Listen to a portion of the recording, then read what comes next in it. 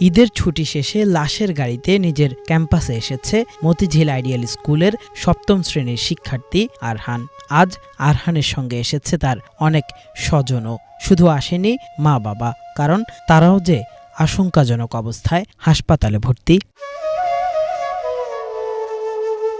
গ্রামে ঈদ কাটিয়ে ঢাকায় ফেরার পথে গত ২১ জুন কুমিল্লায় সড়ক দুর্ঘটনায় ঘটনাস্থলেই প্রাণ হারায় সুপ্রিম কোর্টের খ্যাতনামা আইনজীবী অ্যাডভোকেট মহিউদ্দিন চৌধুরীর ছেলে মাহসিন উদ্দিন চৌধুরী আরহান। একই ঘটনায় গুরুতর আহত হন অ্যাডভোকেট মহিউদ্দিন এবং তার স্ত্রীও। বাবা মা আইসিইউতে থাকায় গত ১০ দিন আরহানের মরদেহ রাখা হয় হিমাগারে। এ সময় শারীরিক অবস্থার অবনতির শঙ্কায় সন্তানের মৃত্যুর কথা জানানো হয়নি তাদের। তবে গতকাল কিছুটা উন্নতি হলে বাবা মাকে জানানো হয় তাদের নিহত ছোট ছেলে আরহানের মরদেহ হিমাগারে সংরক্ষণ করা হয়েছে।